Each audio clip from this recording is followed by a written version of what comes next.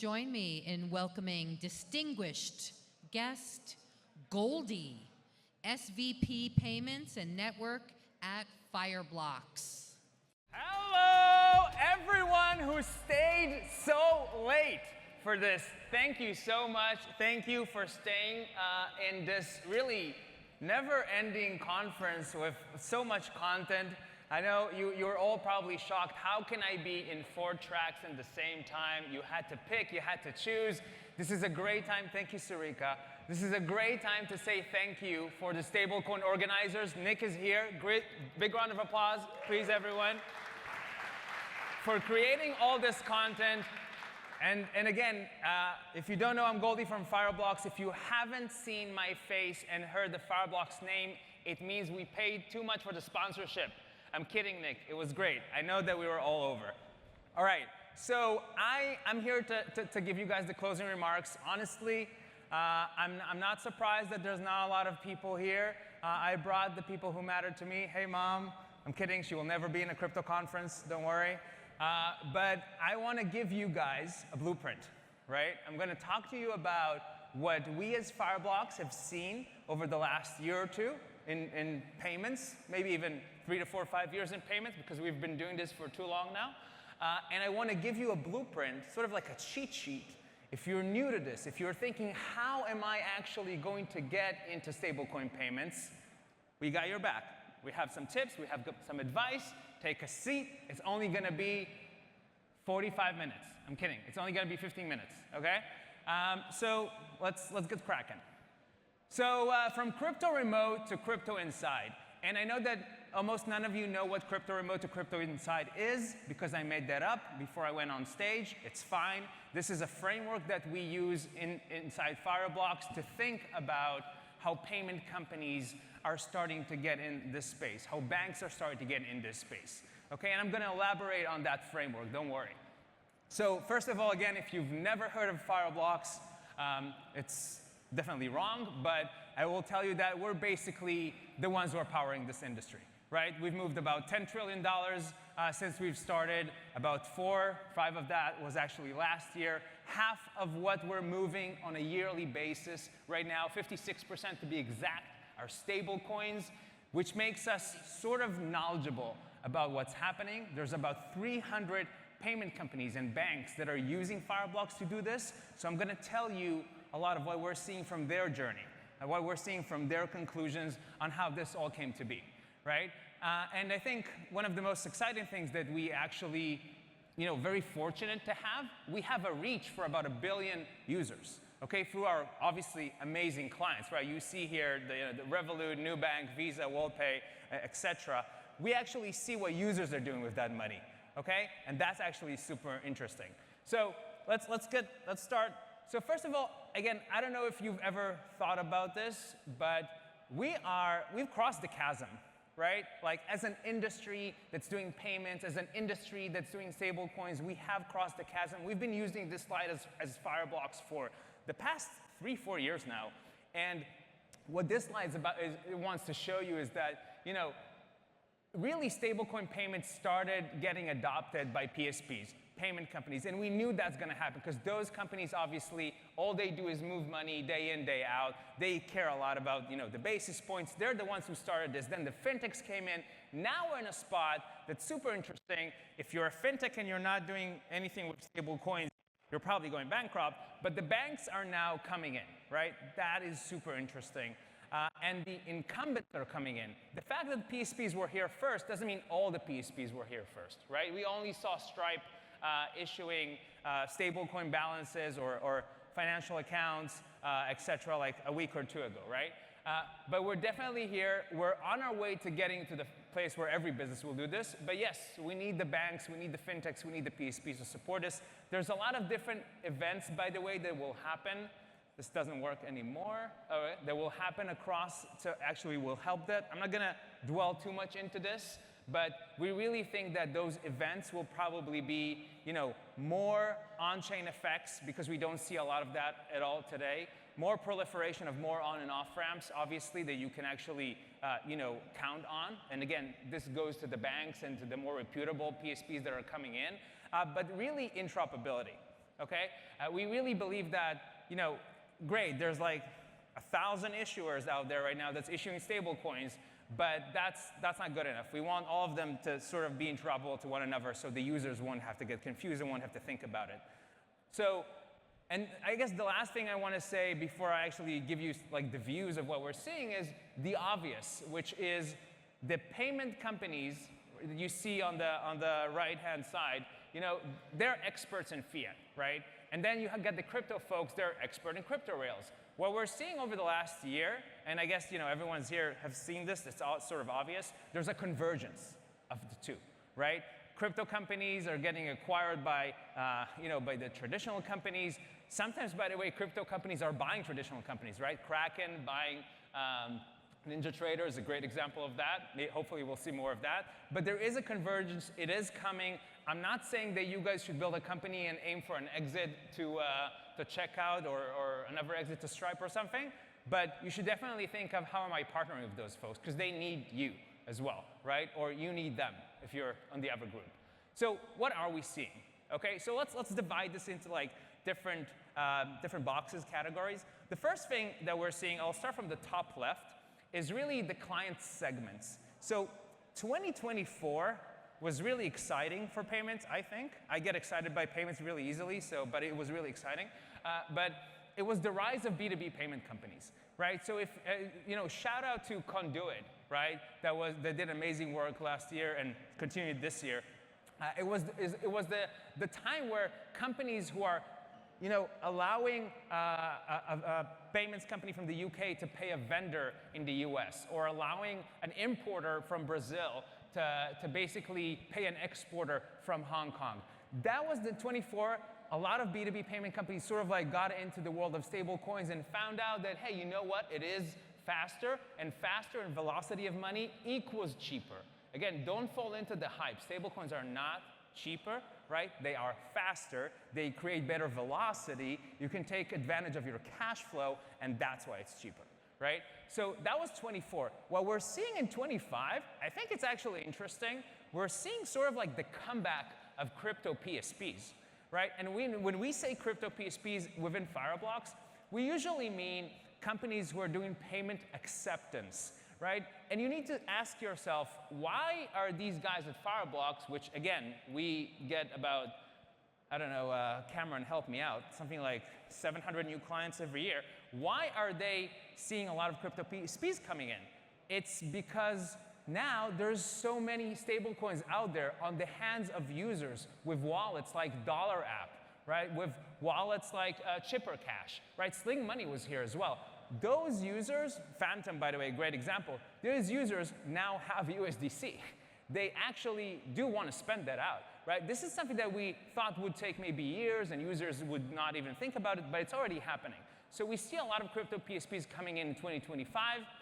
Be aware of that.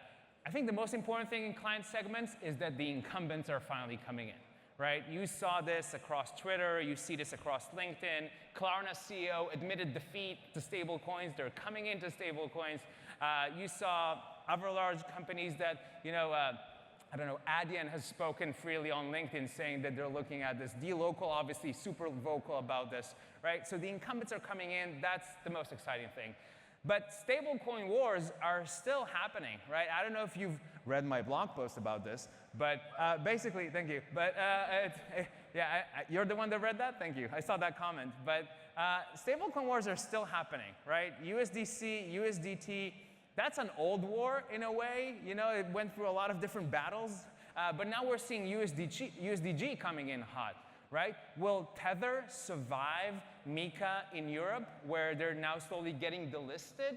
We don't know. USDG, I think that's a way in, right? And if you think about stablecoin wars, Michael, CEO of Fireblocks, talked about this last week at Solana Accelerate. But there's a few models for yield sharing. USDT, their model is probably the best model for them, which is we don't do yield sharing. We have the majority of the market. There's USDC that does some yield sharing. And now USDG is sort of doing 99% yield sharing, right? So it's really interesting to see these models evolve and these stablecoins fight between themselves. You folks who are building companies should make sure, you need to make sure that you're actually capitalizing on that as well. Talk to those issuers directly, right? We now see also stablecoins that are more local. BRL1, there's a Mexican stablecoin that's coming up. That will probably play an interesting part in stablecoin wars, because how do you get adoption from users if you don't give them incentives? That will create a super interesting scenario. Now let's talk about use cases. There are so many use cases, again, that we see across the board. I think that it's very hard to say what is a dominant use case, right? Because remittance companies, they look at funding, for example, as a great use case. Obviously, traditional payment companies that are doing payouts are looking at payouts as a dominant use case. Hello, Kat. Thank you for joining. And I think that what we're seeing, if I need to really who's doing, what's the use case that's gaining the most traction? That's probably payouts today. And that's because the incumbents that are coming in, and again, I'm talking about those really large payment companies, they want to start somewhere, and for them, that's a revenue generating opportunity. Okay, remember, if you haven't read our survey, you should, because it shows that I think that something like 35% of companies that are actually coming into the space right now, they're thinking revenue generation and nothing else at this point in time. And I think regulation, it's obvious. I'm not going to talk about regulations. Genius Act is coming in hot, obviously. MiCA rolling out. Hong Kong is doing amazing stuff. LATAM, everything is changing in Argentina and Brazil. It's all going our way, right? I want to talk to you more about the stablecoin journey, which is the topic of this lecture, which is you are a payments company. You want to start walking the path of stablecoin payments. You want to start this journey. How do you do it? What we're seeing today is that a lot of companies are starting by being what we call crypto remote. And I'm going to tell you more about what that is. What's crypto remote? Why is it good? Why is it bad? What's the path from crypto remote to crypto inside, right?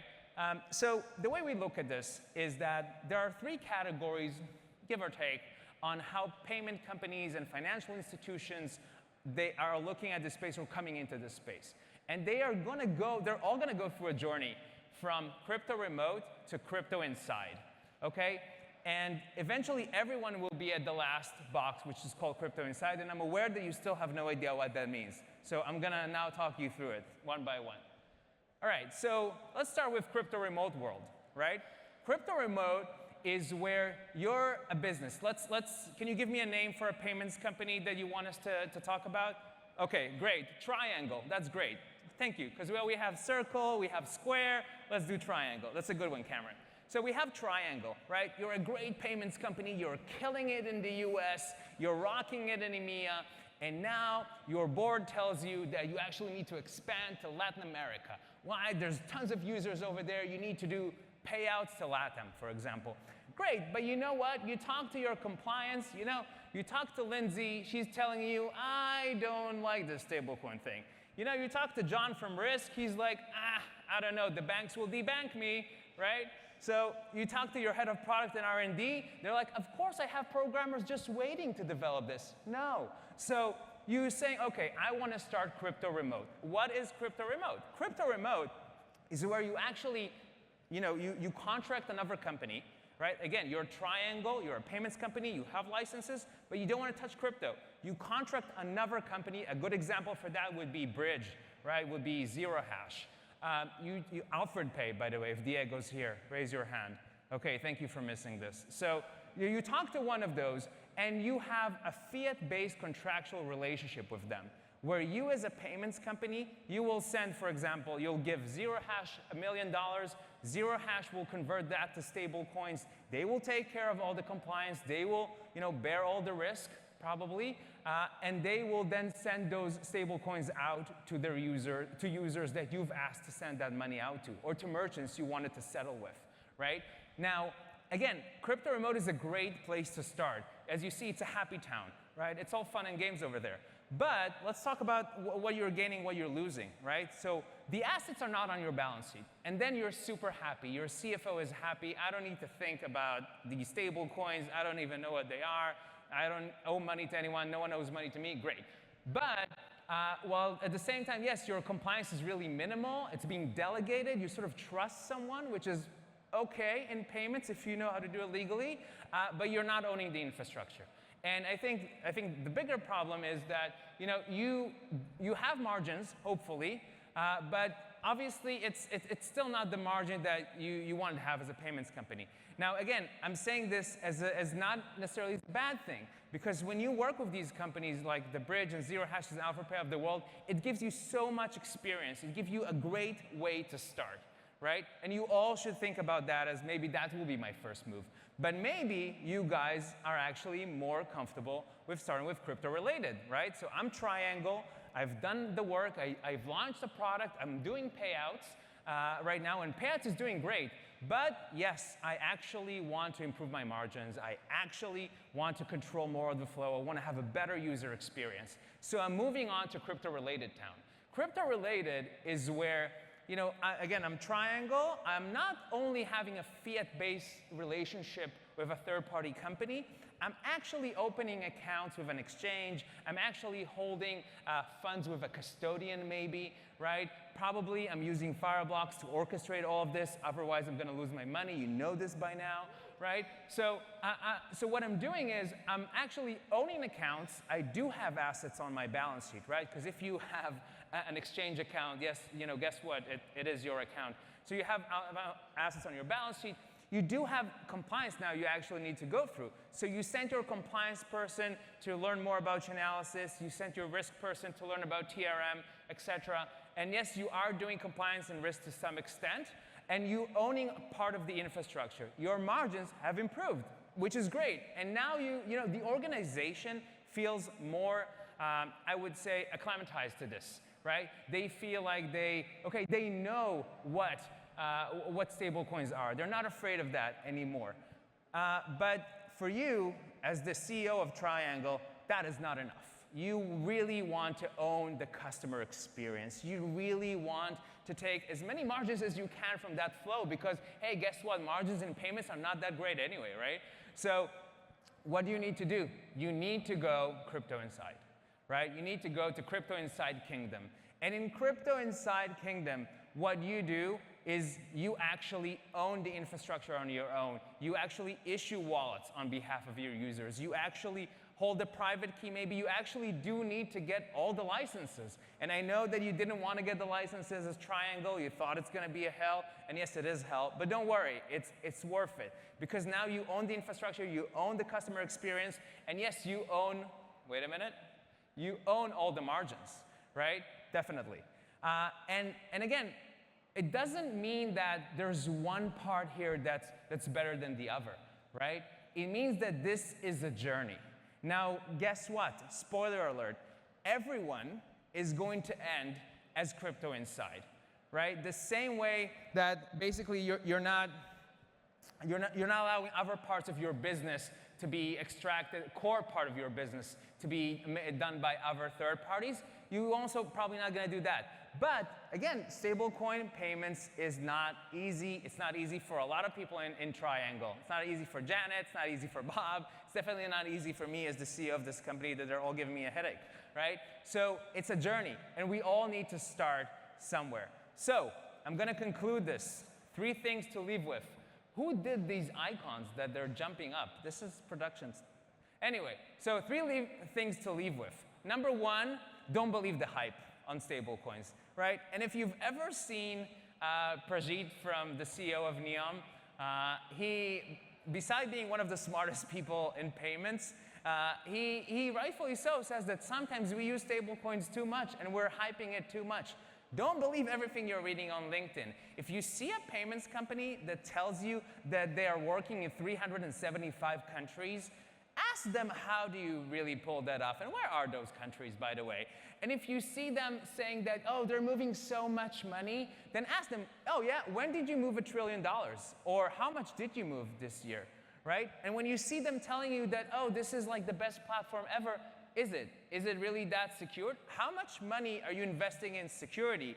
Because we all rely on the banking system because we don't even think about it. Oh yeah, of course it's secured. But crypto is not as easy to secure. Michael said this morning. Fireblocks spends $45 million on security a year, okay?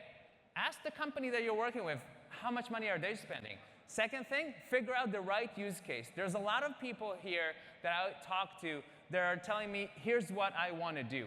I want to send money payouts to individual users in this and this territory.